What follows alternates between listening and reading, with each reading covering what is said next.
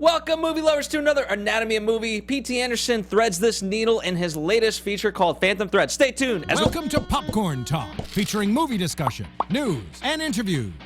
Popcorn Talk. We talk movies. And now, here's Popcorn Talk's Anatomy of a Movie. Feel the slow music. Grab that special someone and be mean to them. Theme of the movie. We have Marisa Serafini. Hello, everyone. Demetri Panos. Hey, movie fans. And I'm Phil Svitek. Couple administrative things. First off, welcome to you, fans. Thank you for joining us. We truly, truly appreciate it. If this is your first time, make it a special occasion. If it's... And boy, did you pick the right movie.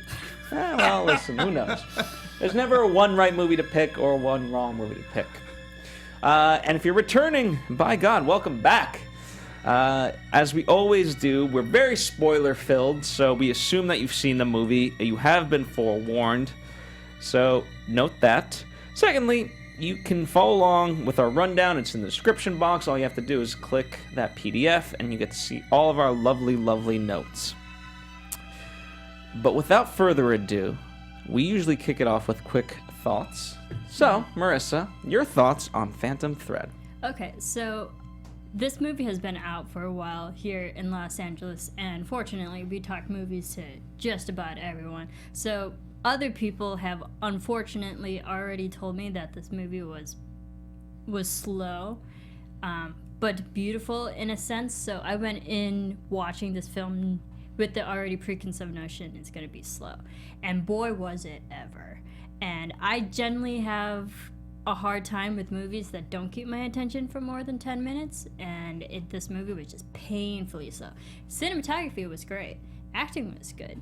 Story was okay.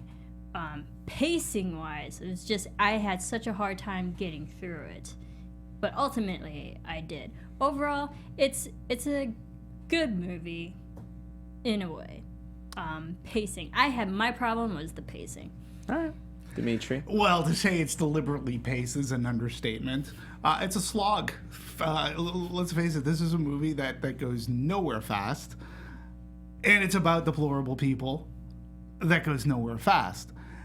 It's another one of P.T. Anderson's, oh, look at me, I can direct. Oh, look at me direct this scene. Oh, look at me doing this. And there was a lot of brouhaha that this is Daniel Day-Lewis's, like, his swan song, and to film them.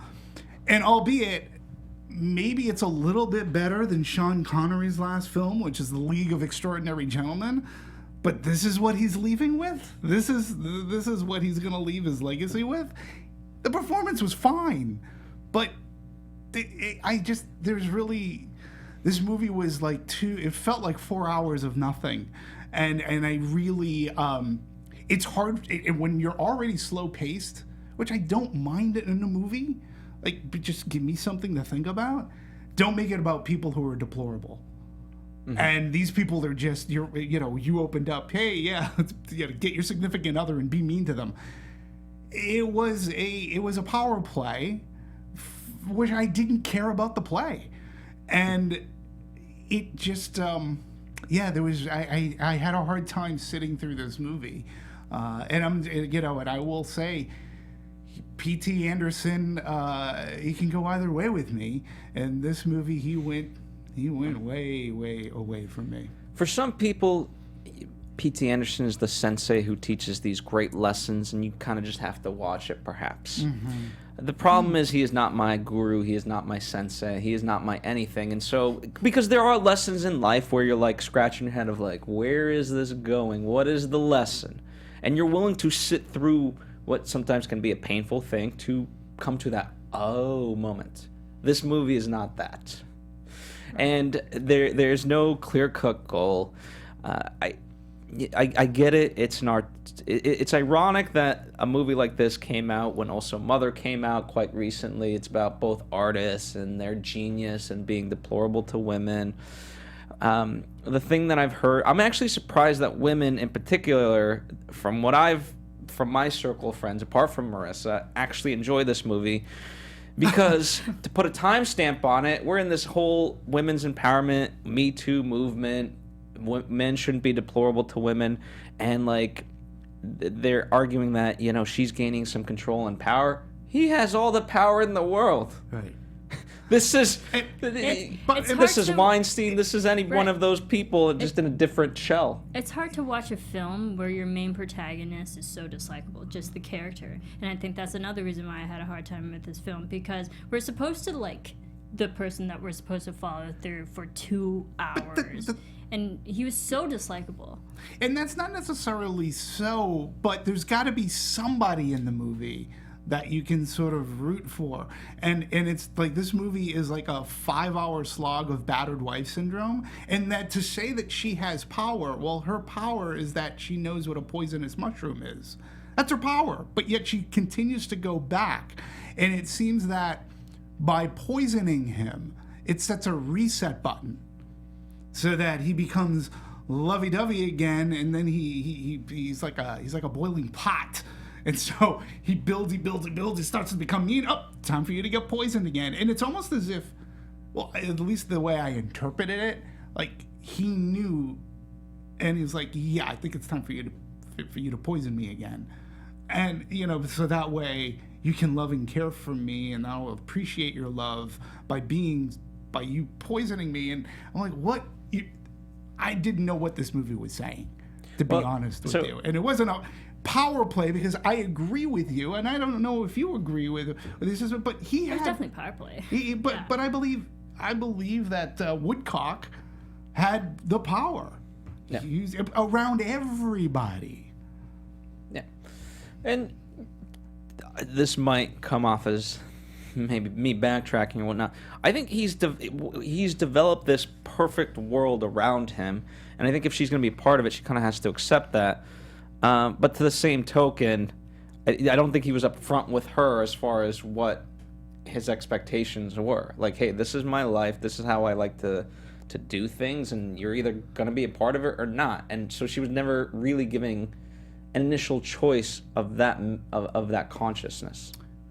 I agree, but at the same time, the beginning of the movie does say, like, he uses women, right? And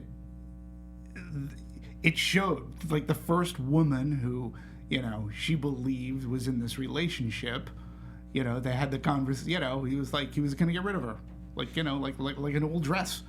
And you know, his sister Cyril said, should I ask her to leave? You know, and you could tell that she probably had that same similar background. Like, you know, she wasn't higher echelon, so you could tell that it's almost like he's sociopathic, in which he targets specific women.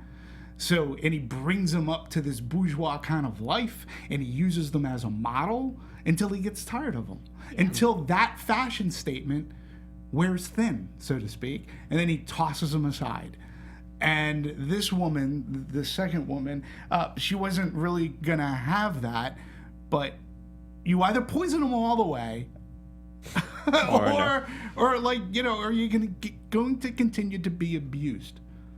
Well, Marisa, read the quote you pulled about his inspiration, because it's quite interesting, the conception of this to what we get. Yeah, so P.T. Anderson, who is also married to Maya Rudolph, who's like awesome in the comedic world as well. But there was actually a week where P.T. Anderson was sick, and he was watching a bunch of Turner Classic movies, and movies that like such as Rebecca and the Story of Adele H. and Beauty and the Beast, you know, movies that have like strong, empowering women in roles and stuff. And it was actually Maya's suggestion that he should write a film kind of in that sense, and he thought of like this idea of poisoning, and that was like and you know, with Maya, that like he felt so sick and like poisoning, and that was kind of like the genesis of this story. Well, it was and to kind of go further with it, it was this idea, like, she was poisoned so they could spend time, and like he had this genuine, heartfelt idea that, hey, isn't this nice? I get to sort of take a break, spend time with my wife, do other things I enjoy that I, you know, if I was working, that I wouldn't be doing. But none of that to me really comes across. And like, I hope for the sake of their relationship, they actually love each other, unlike the characters in this movie. Yeah, I hope Maya Rudolph doesn't have to poison him Well, yeah, every it so was, many weeks. It was more so that like he was sick for so long, but he enjoyed his time when he was sick with his wife, because that's when they were really loving. And I think he trying to translate that over to Alma and Woodcock in this movie, that every time he got poisoned, that was when he might be actually somewhat nice to Alma and like actually kind of civil in a way. He had no choice. He was basically like, so incapacitated. But again, when you're on the edge of dying, you might actually be nicer to people. And the thing of it is that he necessarily wasn't. Pure example is the doctor in this film, who is none other than a doctor trying to do his job. And when he comes in, he basically tells him to fuck off. He literally tells him to fuck off. When he sees him after he is better, and he sees him in a social setting, he goes, "Oh, yeah, you're the doctor." And you think that he's going to be, "Hey, I'm really sorry." But instead he goes, "Yeah, if I recall, I'm pretty sure I told you to fuck off." And the guy's like, yeah, you did. He goes, "Well, fuck off." And I'm like, yeah, the Woodcock is Woodcock is a prick. So, he's just not a nice man to anybody. And when you think about, and we'll go into a little bit of the production design too, when you think about the house, the fashion house that he works out of, I mean, he basically has, it's lush, it's beautiful up top, and the bottom is a sweatshop.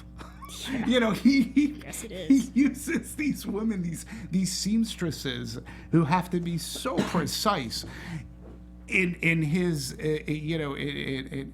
to his word, to his instruction, and heaven forbid if you get a stitch wrong. He's just not he's just I don't tough. Well, here's what the movie never really answers, and I don't think it really comments on, because it's going for a different thing, which I'm still, just like you guys, wrapping my head around what that is. So if in the comment section you know what the hell that is, please explain it to me, because I don't, and I'm sorry if that makes me dumb, but I'm not.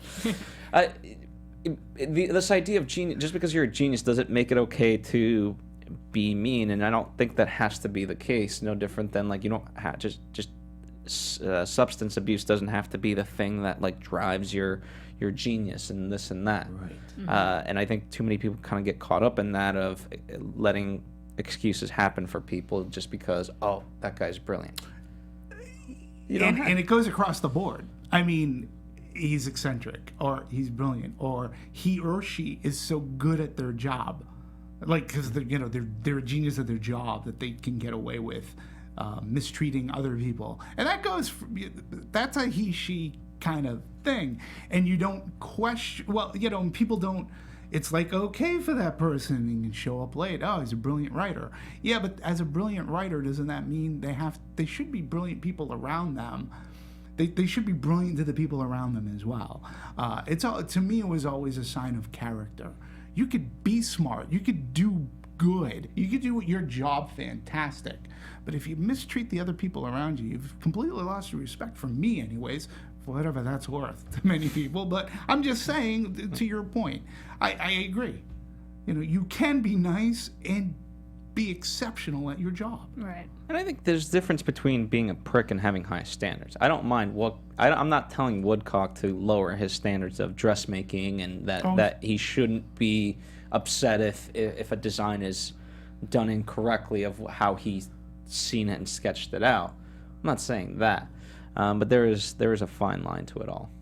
Right, and like if his workers and employees don't do everything to his standards, he shouldn't just yell at them and berate them. He should actually teach them, this is what you're doing wrong, this is how you fix it, and avoid this complication again in the future. Mm-hmm. That's what a good employee should do. Not just degrade them and make them feel worthless. Yeah. To me, it's fascinating, the fact that he finds nobleness in his job, and yet the end result of his job, he laughs at the superstition of women, right? They work on these dresses and they feel like they're never going to be married, And he scoffs at that as if it's, oh, how silly them. All they want to do is get married. They have no ambitions in life. Well, no offense in the time period, buddy. That was kind of a woman's role, and that was a big thing. And if she didn't have that, she didn't have much. Mm-hmm. So it just further drives home the point that he doesn't even look at them as like human beings at the end of the day. He just looks at them as mannequins and objects and whatever else you want to describe it as. And being a seamstress can be a very noble profession, okay? And is one, at least within the movie business, right? I remember when I was on Contact, the seamstress there who's actually putting together like Jodie Foster's costume. She was held in such high regard for the job that she did, you know, and there wasn't a time where she was, that at least in my observation, my humble observation, she was never treated as a slave or a sweatshop worker. It was always this wonderful collaboration between the costume designer and putting together whatever it was that her task was. And she was very much revered. And these are people in the movie industry. Yes, the costume designer gets a lot of the attention, but the seamstress is the one who puts it all together. And many a time, a costume designer will work with that same seamstress, will bring them along because they are so good at their jobs. And you're right, in this movie, it did feel as if they were in a slave type of sweatshop condition. It may have been the only job that they were able to acquire, and it was what they were very good at doing. Mm-hmm. And again, I'm no fashionista, but the dresses looked beautiful on the women that he was making them for, and on Alma as well as being his muse for the time. But again, like his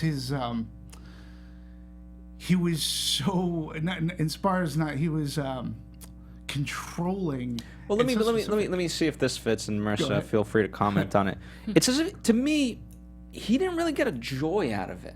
It was more of look at how great I am, because this, you know, I think there's a professionalism to whether photography, whether filmmaking, or in this instance, dressmaking. Yeah, it's a very intimate process. You're gonna have to, you know, make the boobs look a certain way or how they want them. You know, the shoulders, the back, the ass, the whatever, right? And there's a way to talk about those things in a professional manner and address them in a professional manner. But he didn't get a joy out of it. He's like, one of the first things he said to her, "I'll make you have boobs if I want." And what kind of fucked up sentence is that? Yeah, that was horrible. Yeah, and that was at the beginning of the film, and I'm like, oh my god, we're gonna have to watch this guy for 2 hours. I think it's, yeah, I agree with you, Phil, that it didn't seem like he enjoyed the profession, or the only thing he really got out of it was the self-satisfaction at the end when he knew he made amazing dress. He had this belief that he made women better because they were in his clothes. He made them better. They were just women, or they were just people, and he made them actually women. People looked at them. He made them beautiful because it was his work. Yeah, so there was self-satisfaction at the end. He was a Dr. Frankenstein of the couture. It was a narcissism. You know, there was narcissism. Absolutely. Literally, the girl says, "I want to be buried in your dress." Right.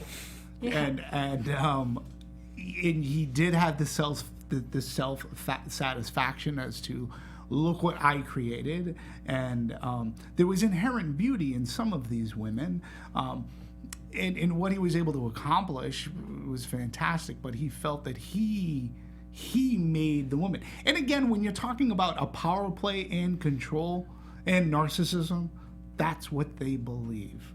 Like, you're better because you're wearing my dress. You're a better. I've made you a better woman. You know, I've given you shape and form. I created you. It's basically my dress created you. But he's so rigid. I love the part where he's like, "What is it? What is this chic? This crap? What is this?" And he's just so baffled by it and doesn't, like, he can't even, if he could at least keep up with the times, but you know, at least it's made such a minor point, but at least I was kind of rejoicing at this idea that maybe life will pass him by because the trend's changing and he just can't keep up, and people will rise up and realize you're a cock, woodcock. Well, no, because he is, and like that whole tirade about chic, I'm like, oh, okay, it just shows that if it's not to his standards or his personal liking, he wants nothing to do with it. And it's really unfortunate because he is so good at his job, but he's not willing to evolve with the fashion. Yeah, and like he was losing his power because there was other things that were at the time getting more interesting than his work. right. And I want to talk about the title of this movie for a second, because maybe I had taken my stupid pill while watching the movie, but there was this whole thing about the phantom thread, because he could put anything he wanted in a seam, in a cuff, or whatever. That was a phantom. That's hidden. It was hidden. The wearer did not know what it was. And at the end of the day, who cares? Like, it had nothing to do with the story. That's exactly what I who thought. Cares? It literally added nothing. You know, I mean, outside of, like, I think he did something for his mom, who obviously, there are some mommy issues going on, if I remember correctly. But who cares? And why was this movie called Phantom Thread? Here's my idea on that, and it's deplorable because he's inserted himself onto the woman without her realizing. He's labeled the woman. It's his work. Basically, He's labeled a woman. I mean, if you really want to stretch it, like some pretentious film school prick might do, like he's literally inserting himself / raping women. I don't know. Like, you can take it that far if you really want. I'm sure. I don't have. Well, I think that's the thing with. Okay, we're gonna get away from that. But I think the thing is, like, a lot of well-known artists will insert themselves into their work, and he so believed his work that was his signature move. That, like, people put their stamp on their work, you know. Like directors, we always know a lot of directors make their own personal cameos. I mean, Alfred Hitchcock was always in his movies. So I think that was his way of inserting his own personal flair, other than the design, that it was his stamp of work that no one knew about it. But usually, so he made it one of his own. A narcissist will put that out in the open. Like, you know, brands don't hide. Like, if you buy a pair of Levi jeans, they don't put it in. They make sure that you're able to see it. This thing, will, to your point, and like not making a joke of it, in a sense, it was his way of imprinting himself onto his subject matter, which was By the way, I didn't mean it as a joke. No, I mean, as harsh as it was, I was being serious. Forgive me. I mean, I was just laughing at your reaction. But it's that way, and if you notice, he never made suits for men. It was always women fashion. Always women's fashion. And remember, early on, Alma didn't like one of the dresses, and she said, maybe it's not my taste. And he just tells her flat out, you don't have taste. You don't have taste. Okay. Like, taste is quite differently defined to most people. And again, I think it's the women. It's not to his taste. That's right, and I think it's because of the women that he chose. There was the opening of the movie to me is the most important part as to why Alma comes into this spider web, because you could see that there was probably a pattern. I don't know whether or not the first woman was a waitress, but she was not. She was a lower class who was instantly brought into the higher echelon of class, and she was able to wear these beautiful dresses. And then it comes a time where he tires of her, and it's a great line. Replaceable. Should we get? You want me to ask her to leave? And should I let her keep the dress? Like, that was an important question to ask. You know, it was like a parting gift. It's like, see you later. And it wasn't even going to come from him. It was going to come from his sister. But you get to keep the dress. Yeah. Well, go back to your ironically, life. I blame a lot of it. It's tough to say. I would love the movie that I would love to see is him and the sister of their backstory, because I think she placated a lot to this. Like, there's moments where she's extremely tough on him and bats him down, but maybe she should have done that earlier. Right, or like it seems every once in a while she tries to keep him in check, but he's so domineering that she can't. And it's really frustrating when you see, like, someone you live with, and you still have to, like, you're pretty much, this sounds terrible, obligated to still love them because you're family. Correct. But Your you can only have, family. and you can have personal disagreements. But he was such a domineering person that she couldn't control him even if she tried. And I disagree only to an extent, because I feel that Cyril, as played by Leslie Manville, I thought she was the only character in this movie that grew, that had an arc, because she was becoming so tired of the brothers of Woodcock's, of Reynolds' abuse towards women. She actually said to him, I like this Alma. And I believe that she actually did like Alma. And the treatment of Alma, I think, started to bother her. And I thought one of her turning point was when where Reynolds was in Cyril's office, and unbeknownst to Reynolds, Alma walked in. And Reynolds was just going on this thing about how terrible Alma is. And the sister was like, okay. And then when he was done, Alma says, is there anything else I could do or whatever? And that Cyril did that on purpose. And that was her power play. And that was her bringing him down many notches. Yeah, it's almost this thing of betrayal. And so, but I think that she began to sympathize with Alma to an extent, and I do believe that she actually did like Alma. I agree, and it's interesting. Reynolds would never.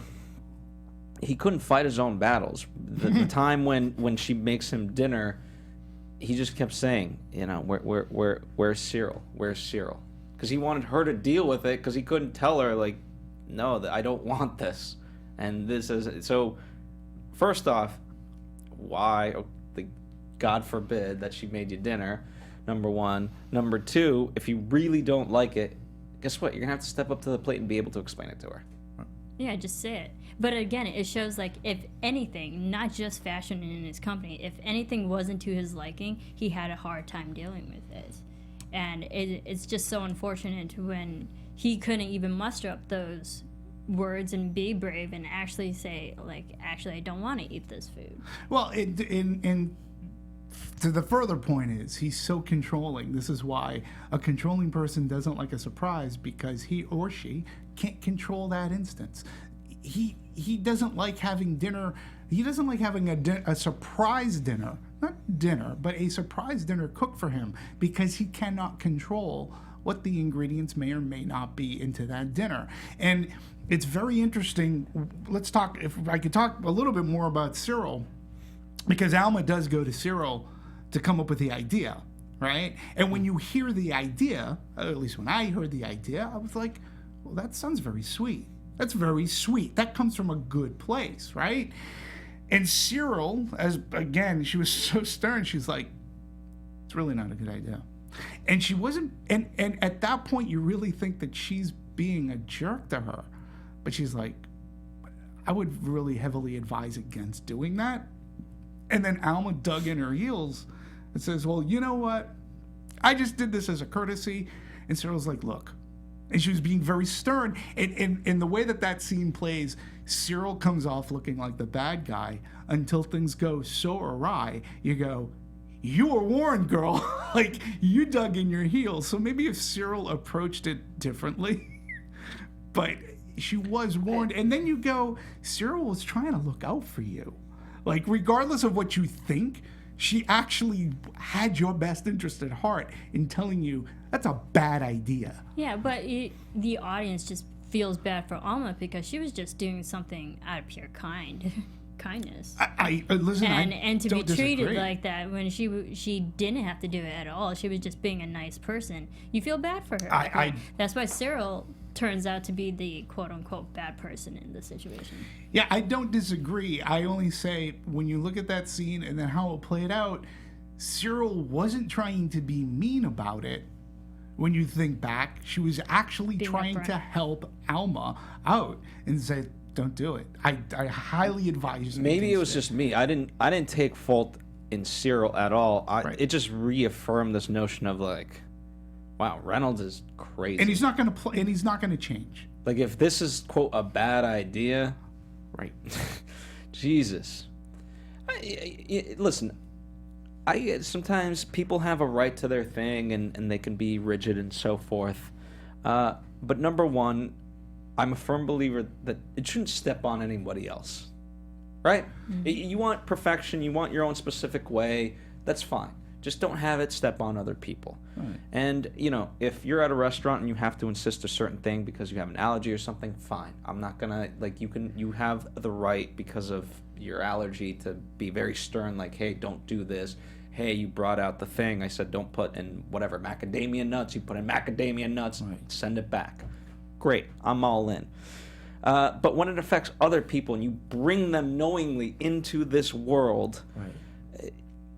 and especially in this sense, like we're talking about dinner. It's the most absurd thing in the world. I know. Versus, you know, there's people in third world countries or at war that, yeah, you know what, they don't want to have to be rigid or not rigid, whatever term, but they have to make do and kind of adapt based on what's going on. Maybe Right. sometimes getting their head shot at. Yeah, well, I'm gonna pose this question. So, Alma, the dinner suggestion we know comes from the heart. Like there was a very fine reasoning behind it, and we know that it was very altruistic. And I want to spend a night alone. I'm gonna let everybody go. I want some alone time with my husband, and we're gonna make it romantic, right? Nobody can argue that it didn't come from a good place in the heart. Now, if it were you, and then you did, I mean, it was not like Alma had to ask for permission. I mean, she could have done this regardless, right? But she did ask for permission. So if you would ask for permission about your significant other, about, hey, I want to make dinner, blah, blah, blah, and that person said, don't do it, I think the likelihood is that, like, just speaking for myself, I may have dug in my heels too and going, but it's as innocent as having a dinner. I just want to be alone with my significant other. And I may have still gone ahead with it, even though there was a precursor. Well, I think for you could disaster. track it a little So what bit do different. You think? You could say, like, okay, instead of that, what do you suggest? Now, granted, in this scenario, I think there wasn't much Cyril could have suggested, like put in two things of sugar in his tea and he'll be happier. I don't like. And you were like, really? But how would you Yeah, it's feel? Like, how would you feel if you would ask that question and that person, like, denied you? Would you go on with your plan? Like, what would you do? I would probably, put yourself in Alma's shoes. Me personally, I would probably change my plan, but it just shows how sad and toxic of a relationship this is. Toxic. When she has to ask something like that, she can't just do something nice for her husband. Right. And it's really sad that she wanted to do something out of generosity and out of the goodness of her heart, but to get backlash, it's. I feel bad for her. It was a very uncomfortable. Girl, get out. It was a very uncomfortable scene. Yeah, The dinner. Yeah. Here's what I can say. I would hope that if I had the same sort of life that Alma did, that I would have the wherewithal in that situation to be like, this is a red flag, and I gotta change something up in my life, one way or the other. I would hope. I can't say 100%, but I would hope. Go ahead. Let me shift gears. Sure. Is this movie meant to be satirical?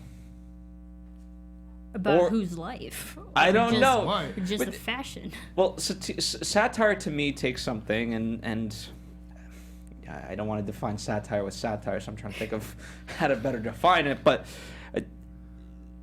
it takes something and inserts it with absolute, sometimes ridiculousness to showcase a point, so perhaps we can learn a lesson. And there were a lot of people in my screening that did actually laugh at some things. And so, is this a satire? If it is, for me, I don't think it is, primarily because I don't take away what is the lesson.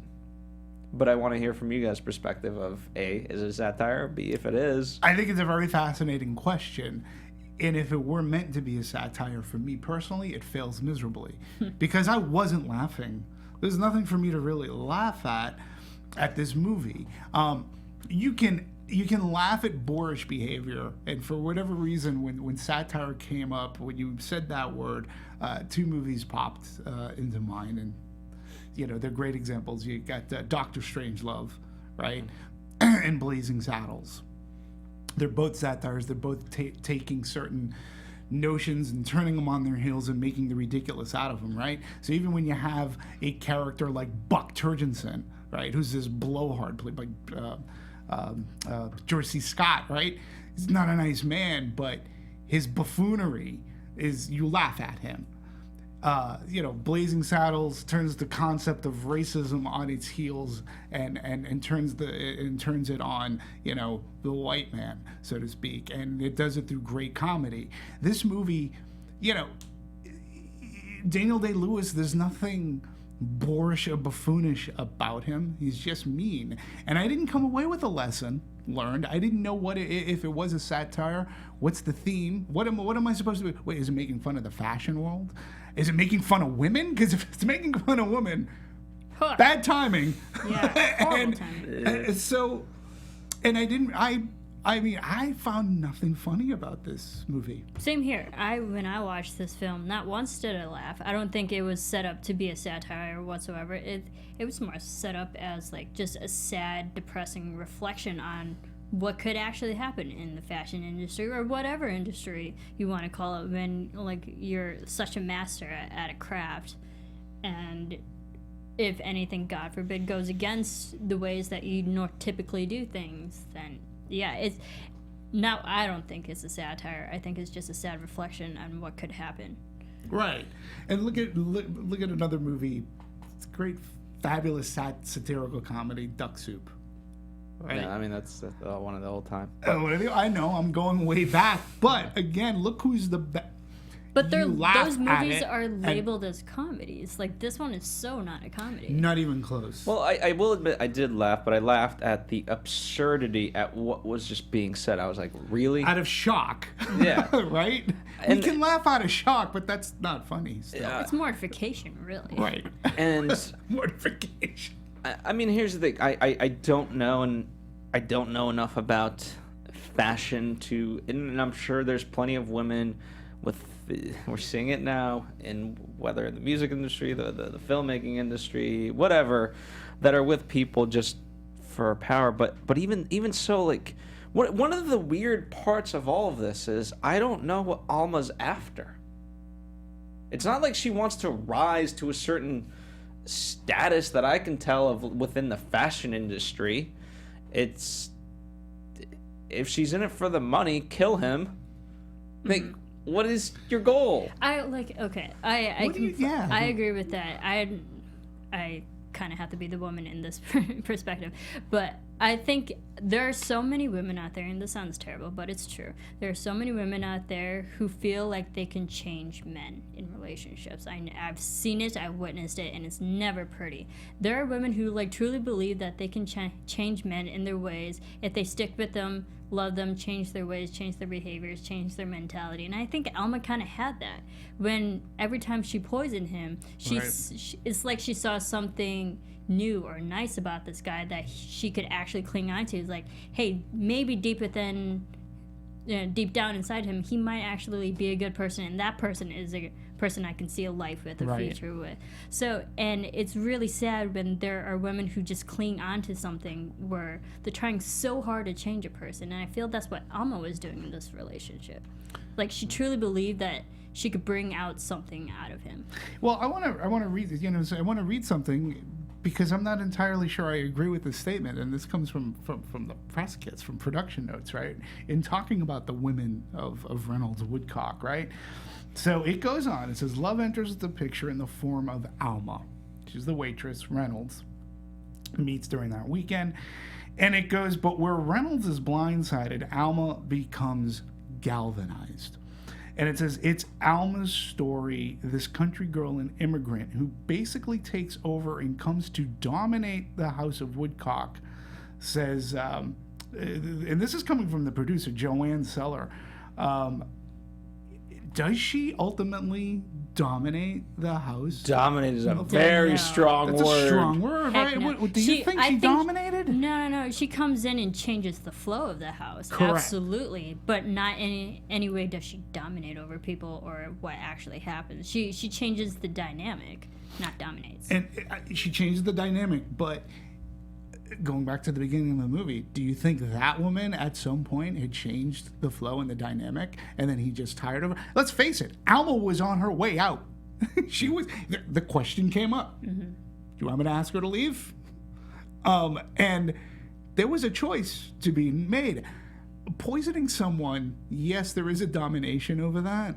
But he had every choice to eat it or not eat it, or how much he's going to eat. Correct. So what?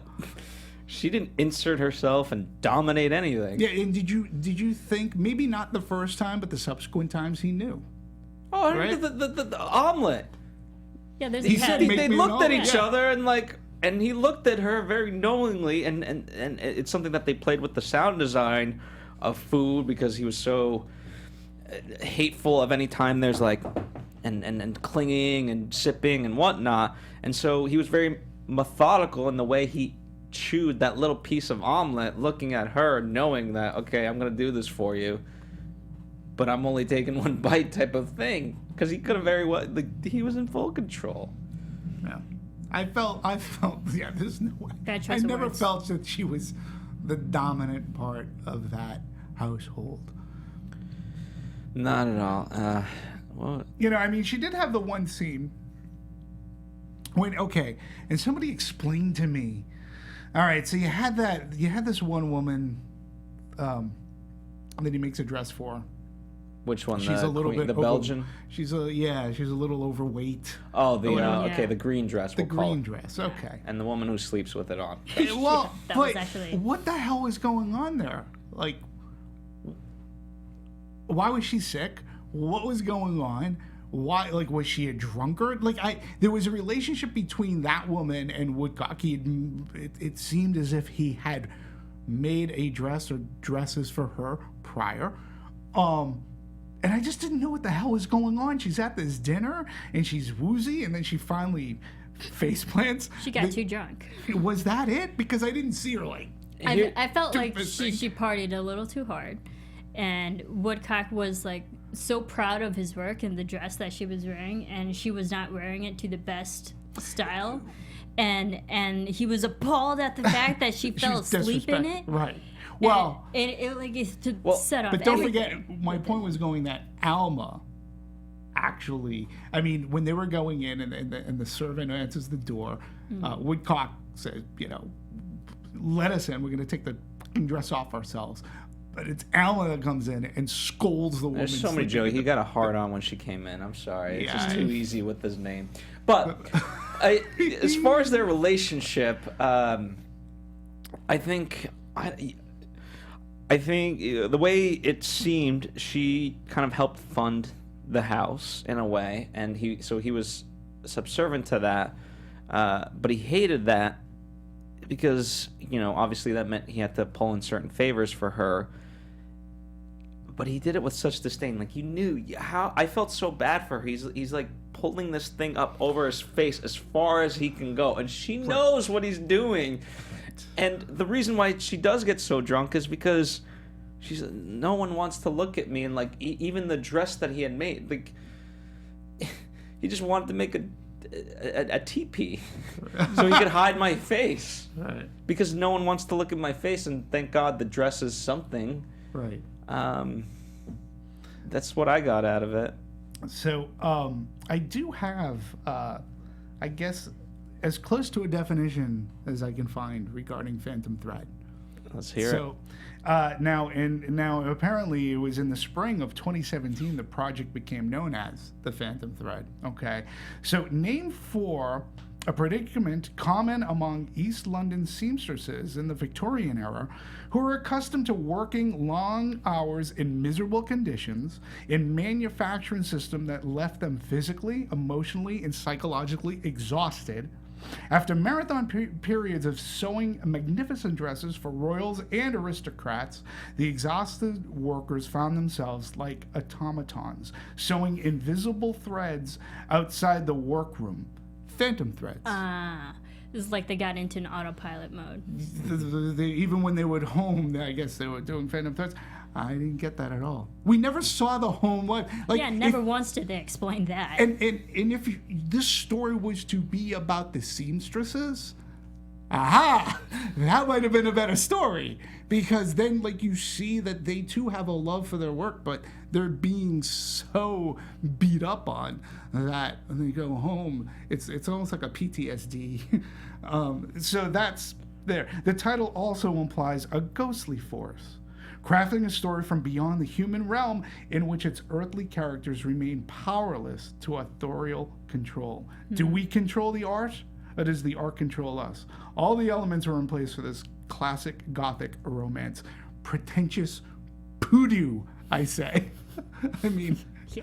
Well, at the end of the day, like, no, every artist, you know what? You just got to deal with certain things, and life is a part of life, as simply as I can say. And though P.T. Anderson's favorite line from the movie is, "The tea is going out, but the interruption is staying right here with me," I'm sorry, you have to be, amenable? What would be the word I would be looking for? Mm-hmm. Right, so you're an English buff. Is that the word I'm looking for? I would say it's sad that based on that quote, it shows that it seems like Woodcock is so domineering that they turned their love of sewing and craftsmanship into just a job. Therefore, they got into autopilot mode. They were mentally checked out. They were just working and not really caring about the craft anymore. So, yeah, I mean, and I felt, not that I felt bad for Woodcock, but I found it quite ironic that when he fell over the first time, everyone's biggest concern was he left a mark on the dress. yeah, Did you he hear? destroyed the dress. It was the dress. Like, no one cared about him. No, it was like, because they knew he would be pissed when he eventually wakes up. And it was like, oh my God, there's a mark on the dress. You know, and nobody said, yeah, but he's the one who did it. They would have said, it doesn't matter. There's a mark. The dress is ruined. We have to see if we can fix it. Yeah, that was just, that was definitely telling. Yeah. Yeah, when he instills such fear on the fashion and the work, not of the people. Mm-hmm. That's sad. When the priority is the clothes and not the actual people that make it. And that's not organic respect. No, Either. because he could have I would hope that if I was in a similar position, I'd just be like, hey guys, I'm gonna be okay, or but I appreciate your guys' concern. The wedding's happening tomorrow.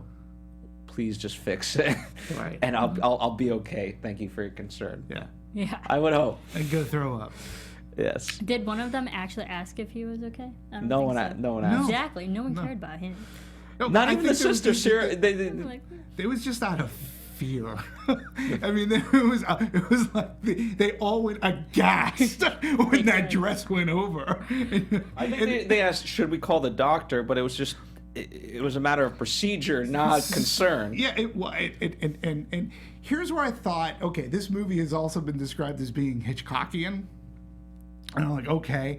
And here was the one part that I thought, oh, okay, this is going to be Hitchcockian, because Cyril goes, we need to get a doctor. And Alma's like, no, out of fear for being caught, right? And you're going, oh, this is where we have some fun. This is where we have a little bit of fun. Okay, I get it now. She's trying to get, and that never transpired either. It's like, yeah, the doctor came and he fucked off. He fucked off, and then it became known that she was poisoning him, and he continued to eat the omelet, and that was her in for being caring, and that's how she could take care of him, is if she made him sick. No. All right, shall we shift gears into more of the production side? Although I am having a fun with this movie. Just destroying it. By the way, the similarities... See, it's so easy. The similarity between Hitchcock and Woodcock is they both share the last four letters of their name. That's the only thing they share. Well, but it's one thing to say, like, to destroy a movie. If anything, what it proves is, like, it's discussionable. It's you can have... We're having a conversation about it. I sure as hell hope that people aren't bored with the conversation. Maybe they have a different point of view. I mean, that's the whole thing about movies. But I mean, I've been enjoying it, and then like when I read what the definition of Phantom Thread is, I go, okay, had I known that before the movie, would it have changed anything? No, because then that would have upset me more, because I would have said, well, it should have been about the seamstresses then. Like, That's right? like saying Mother is a movie about how to raise your kids. Or like another painfully slow movie like Moonlight that won Best Picture last year. People don't really know the term Moonlight if you actually read the book. Right, but it had like nothing to do with the actual film that you were watching. Well, the only thing, not this, I'm sorry, there's a scene that takes place on a beach and it's dark and there's a moon. So, Moonlight. and it's a very significant scene in the movie. So that at least also, makes sense. They don't explain it, the title in the film. Like you only learn really after the fact. So it happens a lot. Well, there is a reason why Anderson made this within the fashion world, which is really interesting. You know, he had very little, he had no knowledge of dressmaking and or fashion history, and he had finished doing Inherent Vice, which, if you want to talk about a mess of a movie, go ahead. You tell me if anybody who's seen that. I can't figure that movie out at all. But he was out with a frequent collaborator, and Anderson received a compliment from this musician, Johnny Greenwood, and the musician basically said he was sarcastic, and he says, "Look at you, Beau Brummel." I don't know who Beau Brummel is, but Anderson said that he was so taken by the comment that he actually looked the name up, and that brought him into interest and that's how his interest of the fashion world started to grow. And then he found this Spanish couturier, Cristobal Balenciaga. And he started studying him, and that brought him into this world of fashion. And apparently this Balenciaga also was the inspiration for choosing Daniel Day-Lewis, because Balenciaga had angular features much like Daniel Day-Lewis would have. So it's very interesting that his jump into making a movie about couture and fashion came from a sarcastic comment that was lobbed his way about how he looked going to an event. And I mean, I'm no expert. Juliet, who's engineering, she might know more than me, but at the end of the day, even like couture houses, they have collaborators. Now, granted, a lot of them be male, but nonetheless, they collaborate on looks and designs and the line. There was no collaboration from Woodcock's perspective, which was interesting. It was a singular identity. Yeah, and I think that was by design. He liked things his way. Control. The only thing he focused on was the fashion and not what the house looked like or how the house worked. right. It's just what came out, the product at the end. Yeah. All right. So for me, one of the interesting points about this movie was that it's his second highest budget after Magnolia, and furthermore, we can't say he shot it himself, because as he says, he collaborated, and whether it was the gaffers and the camera ops, they came up with the shots together because his normal cinematographer was unavailable, which is quite interesting. And looks-wise, I think they achieve something spectacular. So I can't really fault them there. Absolutely, and he always worked with the cinematographers and DPs because, and P.T. Anderson wanted a specific look for the film, and he's known to film on film, but they did so many tests, months of testing. I believe it was 9 months of just film and chemical testing, just so they can get the right color and look and saturation and grain of just the overall look before they even really started filming the movie. Right. So they just put a lot of time just for the visuals. Yeah, it was interesting. You definitely could see the grain. In particular, the night scenes, it was Grain City, which I thought was kind of cool. I'll admit. The way the interior of the house was filmed, the way that upstairs, for lack of better words, the attic where he had the mannequin, where he brings Alma, and that's where she sort of became sort of wide-eyed, like, oh, I'm being brought into this beautiful mansion, and look, he's gonna use me as a model, like that. That's amazing. But the way that those scenes were filmed as well, I thought, again, looked fantastic. There was another scene where it was only, do I want to call it a spiral staircase in a sense? Like it was that it curved. The curve, rectangular curve. and there was an interesting shot as he's following people. Then they would disappear because the camera, through floor. But then he would pick them up on the next level. Like that was an interesting thing. Hitchcockian to an extent, I guess, because that would be, but that was the only way. It was only in style that's of a stretch. directing.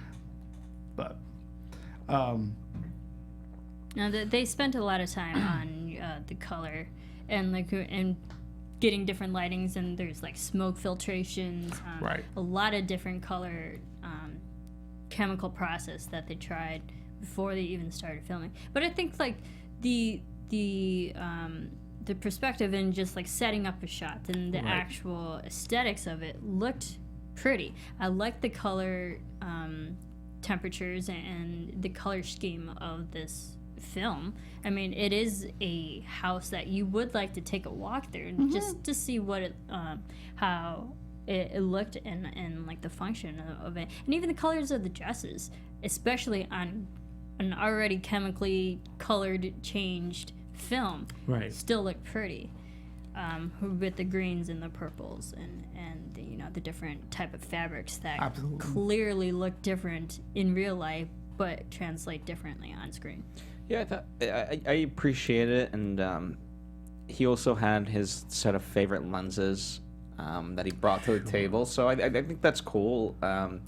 When you kind of know what you're going for. They talked a lot about the poisoning scene and how they wanted to make sure it was all close-ups and various things of that nature. And so it's good that he had it in his head of how it was going to sort of play out.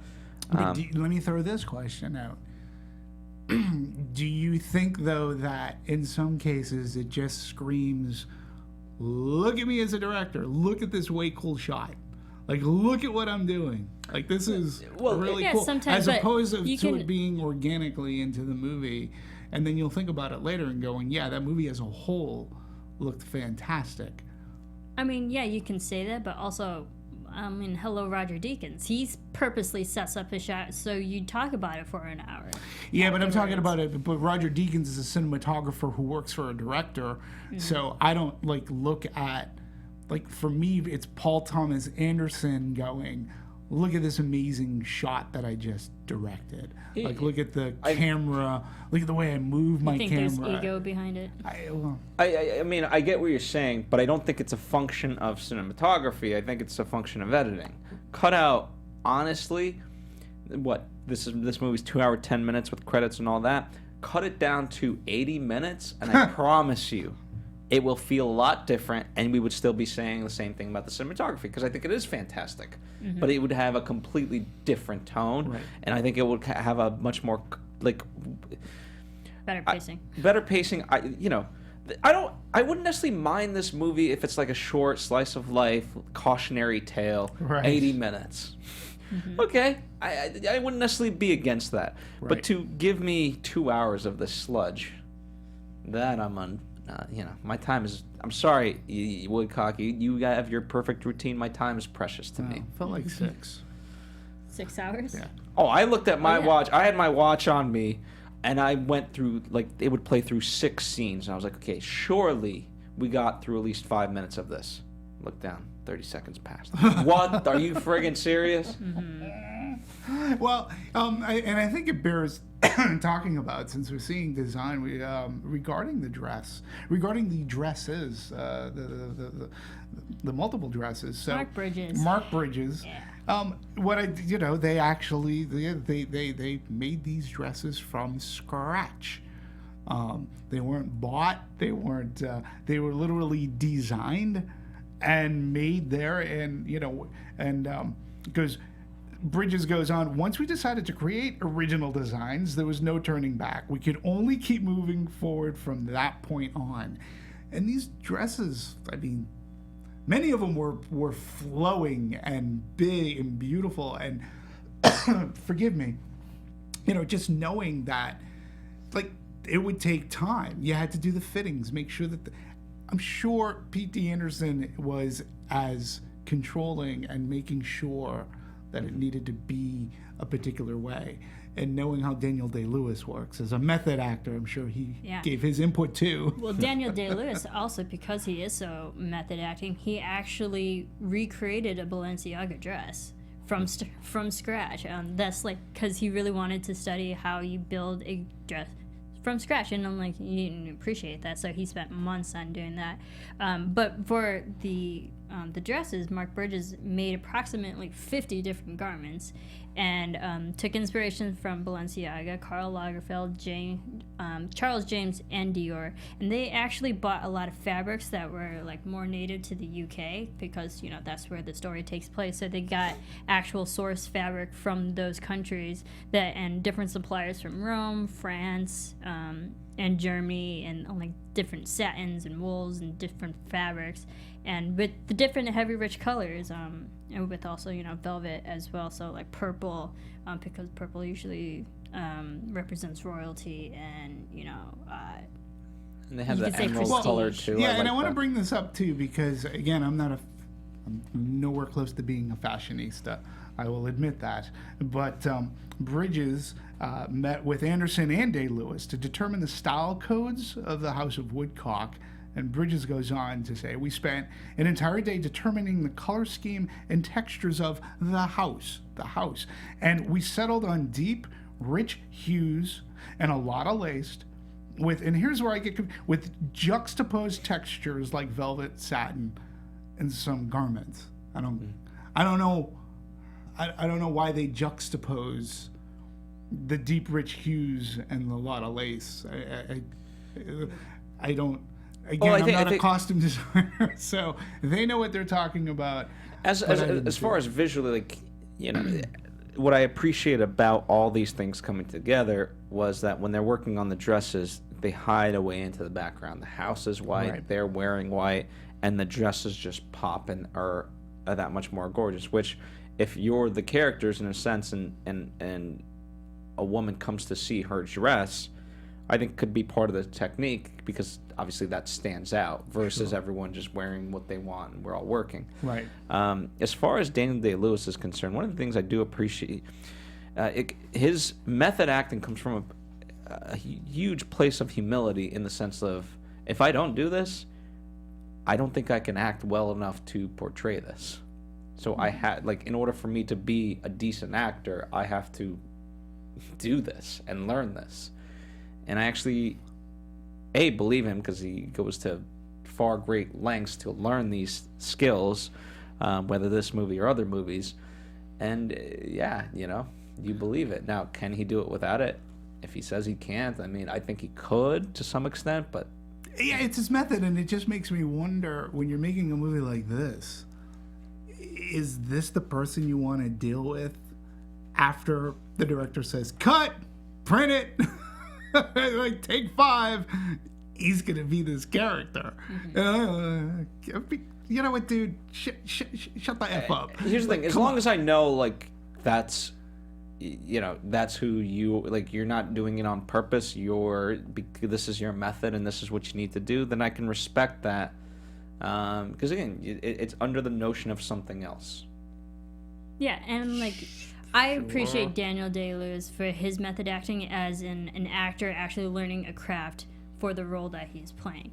Tom Cruise, love him or hate him, he's also known for method acting as, if he has to fly a helicopter, he's going to take the actual pilot lessons to learn how to properly fly a helicopter. But many actors do that. Yeah, exactly, but I think it's more so, I just appreciate Daniel Day-Lewis from learning how to actually build a dress to go to those lanes for the authenticity of a performance. No, and I'm not questioning his talent as an actor. He's a fantastic actor, one of cinema's best, and he's had longevity. I only question, like, if you're making Lincoln and Spielberg says cut, and you want people to just refer to you as Lincoln after the movies, it's like, I guess I understand method acting to an extent, but even Tom Cruise, yes, he'll learn how to fly a helicopter, he'll do his own stunts and whatnot, and he has an idea of the craft, but once he's cut, he's Tom Cruise. It's like, once they say action, then he's whatever character he is, as many actors do. And there are a lot of actors out there who will put research into the role. We talked about Spotlight, where they studied journalism, what it took to be. I don't see Mark Ruffalo at the end of the day interviewing people. Yeah. I mean, maybe he does just for the practice, but this, the same thing with The Post. I think once they say cut, they're going, all right, that was a good take, whatever, and then we go back into it. The method acting thing to me is it's a funny method. Well, I don't, again, if Daniel Day-Lewis, as long as him as an actual person is a good human being, and okay, this is the character that he's portraying, and he's not, listen, he doesn't have to go out his way to be mean to people on set, but if he's just walking around in this character, being this character, I don't have a problem with it.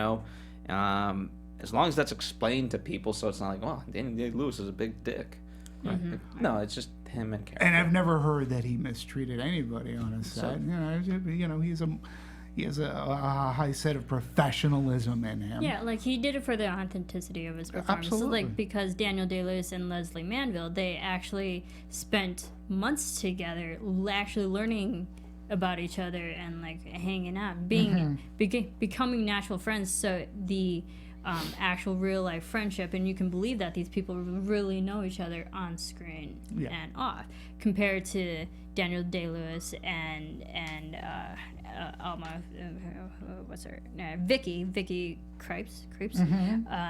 They purposefully spent a lot of time apart because it had to show that there was some distance and a disconnect between them. Right. So that would translate on screen. Right. So method in that way. Absolutely. And speaking of which, so this kind of transitions us to editing. There's a consistency.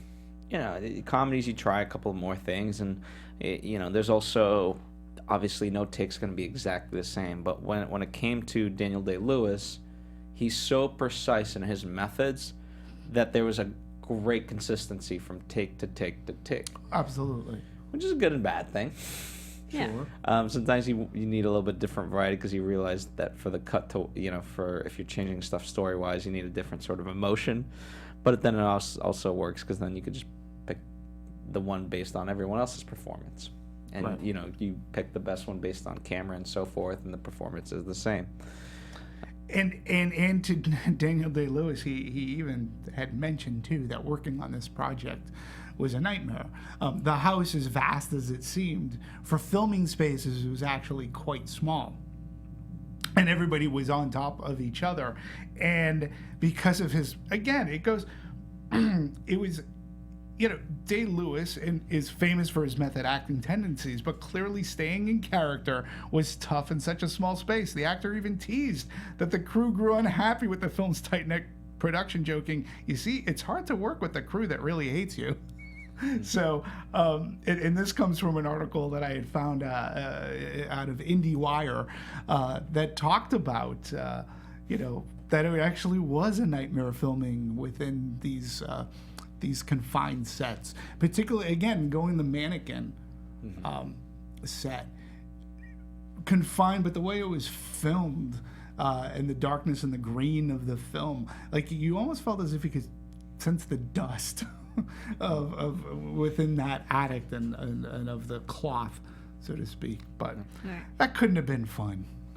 No, and also the interesting thing is about the editing, the first cut of this film was 3 hours and 10 minutes. So can you imagine? This film could have been longer than it Felt is. like 7 hours. I know.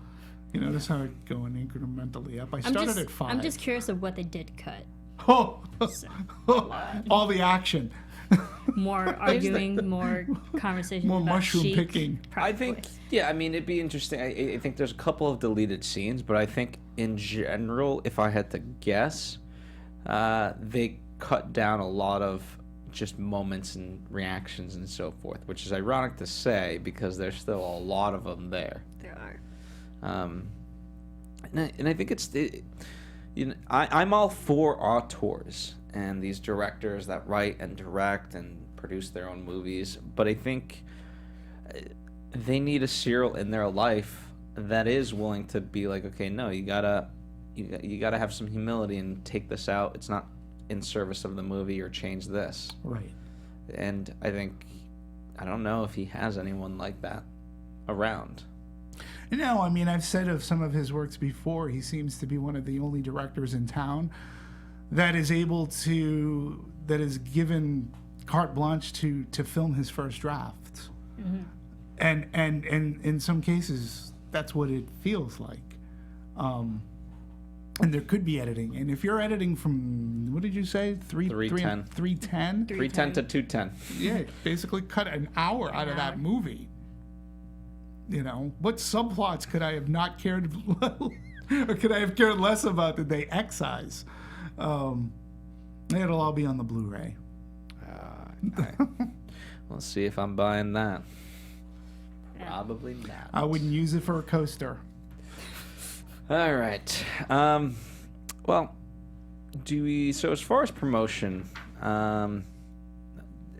what's interesting to me is that we haven't really come to the conclusion, is the movie about Alma or is the movie about her? Certainly the promotional material indicates that it's about him. True. From the way people are describing it, she's the protagonist. That leaves me very confused. Well, I think tell me if you agree, but I believe the trailer is that a classic example of a bait and switch. It is. You know, I mean, the movie does set up, like, there is going to be some tension and something's going on here, and in a sense, maybe this is Hitchcockian kind of a movie, and what you end up getting, well, is what you end up getting. But I wouldn't know how to market this movie any other way than to make it appear as if it's something that it truly isn't. I mean, did you feel the same way when you saw the trailer prior to this? Well, I felt when I first watched the trailer, I felt like this was going to be an actual good love story without contention and animosity in between, with probably fashion as a backdrop, but right. it ended up being something completely else, something else. And not that I disliked it or that made me angry, but the trailer doesn't do justice of the film explaining what it is. No.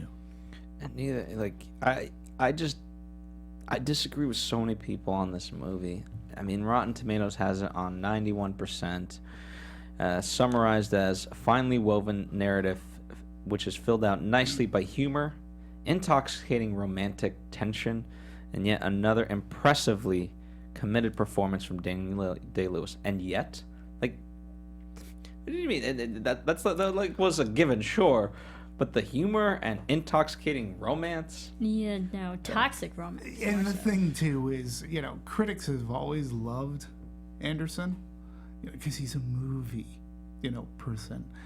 To me, I just find I find him to be very, personally, most of his things. I don't hate all of his things. I think we were talking before. I did like Punch Drunk Love. His first movie, which I think was called Hard 8, is actually a pretty decent movie too. There Will Be Blood. That's a good movie, right? But movies like The Master, Magnolia, to be just highly pretentious movies Inherent Vice. Oh my God, it's a mess. This movie isn't as bad to me as Inherent Vices. But still, I just watched this not movie. very...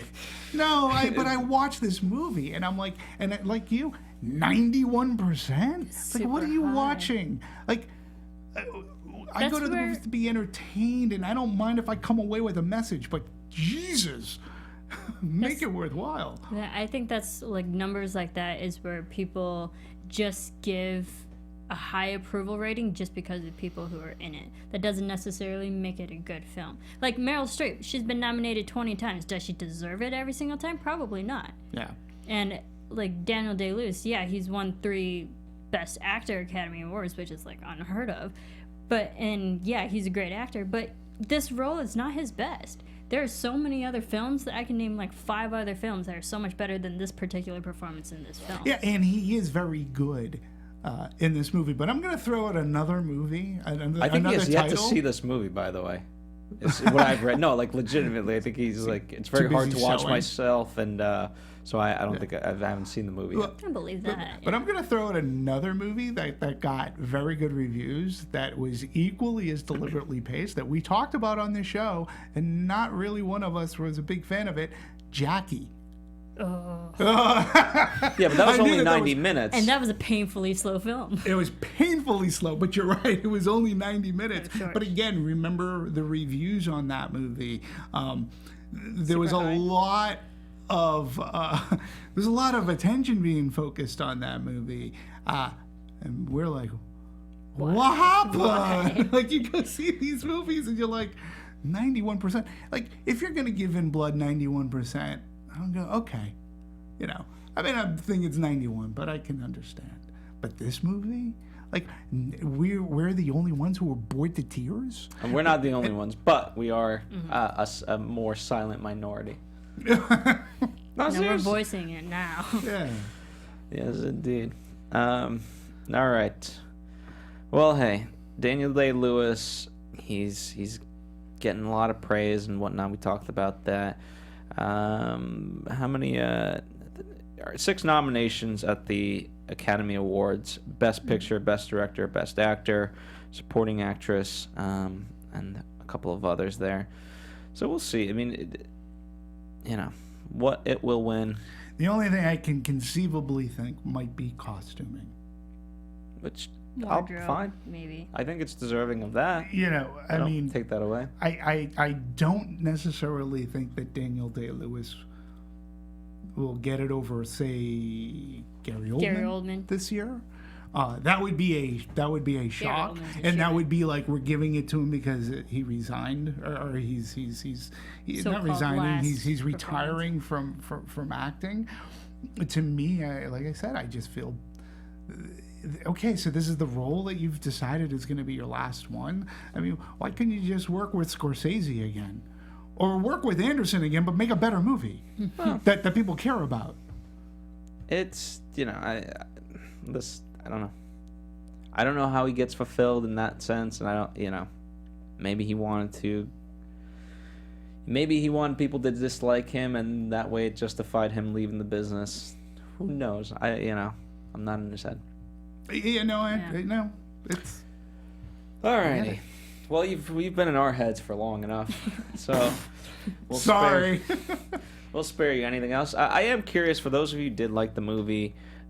We've said that there's no easy way to. You either have to stand by your convictions or not, and we certainly stood by ours. So if you disagree with us, that's fine. I'm sure you wholeheartedly disagree. That's fine. Just let's converse. Happy to do so. Well, and what I've been finding too is, so for the 560 shows that we've done, the audience, and we're very grateful for it, they've become better at expressing their opinions. We're teaching them. Well, I don't want to get as pretentious as that, but I think that there is an appreciation for what we've been doing, and in doing so, there's been a sort of. There has been dissenting opinion out there about things that we may have said, which is fine, but they'll at least present it in a way that I'll take time to read it and go, okay, that was very well thought out, even regardless of whether I agree with it or not. It's like a professor who may not agree with the thesis of a paper, but the way that it was written and presented, you'd still have to give them a good grade. And I still feel that at least the conversation has moved forward to where, you know, we still will get the we'll still get the trolls, but we've had some followers that have actually been really fun to converse with because they've actually thought about what they said. And for that, I don't care if they agree or disagree, you know. But if you're gonna call me names, whatever. But if you're putting it down and you're saying, well, this is what I thought. Have reasoning behind. Yeah, I like it. I'm gonna It's call been you a good. Phantom Thread. So, and whatever plus, that means. if somebody did like Phantom Thread, you know, Let us know why. Why? You know, why? You know, Seriously, why? Why? All right. Well, there you have it. In the meantime, you can also interact with us on our social media at Serafini TV for That's right. Marisa. Still not ironic. Nope. At DMovies1701 for Demetri. Please do. And I'm at Phil Svitek. And of course, this is the Popcorn Talk Network. Check out all the other shows. Demetri's been guest hosting on Meet the Movie Press a couple of weeks. Yeah, So check it's that been out a if ton of nothing fun. else. It's been a ton of fun. And Simon Thompson, who was on our show for Baby Driver, yeah, I love doing that show. And he has, again, a really great audience, too. And hopefully some of them have come on to Anatomy of a Movie, because that's what I talk about. Yeah. Also, shout out to me and Marisa. If you love movies, we do kind of a hybrid where we talk about movies and books called Adapted. We're going to be doing Silence of the Lambs next week, I believe. Yep. So Which just, I'll give the plug, which just recently came out as a Criterion for their edition. 30th. Well, yeah. Well, it's the 27th, actually. Yes, Yeah. absolutely. So we marry our love of books and movies. And if we're gonna do plugging, and plug my other Popcorn Talk Network show here. It's also called On the Fly Filmmaking. So if you actually love production elements, which I certainly do, as you can tell in our rundowns, that we have a good host, Mary Lou Mandel. She interviews directors, cinematographers, producers, everyone who's actually in the field of production, and talk about their life and experiences. So. there you go. And since we're plugging, no, I'm just kidding. All right, thank you guys as always. Plug Promote up. yourself in the comment section. Why not? Everybody gets a plug. You get a plug, and I get a plug. You know what? I think I was talked trying about- to plug your show, saying there's a Criterion edition of Silence I of the know, Lambs. that's why we're doing You should it. Watch it. We're interactive that way because we thought ahead. Also, one of the things that I am reminiscent that we didn't talk about was Valentine's Day because I thought it fit into the movie and people's thing. Anyway, I'll write it in the comments section if you're wondering what the hell I'm talking about. So stay tuned for Yeah, it's that. a perfect Valentine's Day Bye. movie. Bye. From producers Maria Menounos, Kevin Undergaro, Phil Svitek, and the entire Popcorn Talk Network, we would like to thank you for tuning in. For questions or comments, be sure to visit popcorntalk.com. I'm Sir Richard Wentworth, and this has been a presentation of the Popcorn Talk Network. Those are the hosts only, do not necessarily. Expressed herein are those of the hosts only and do not necessarily reflect the views of its owners or principals.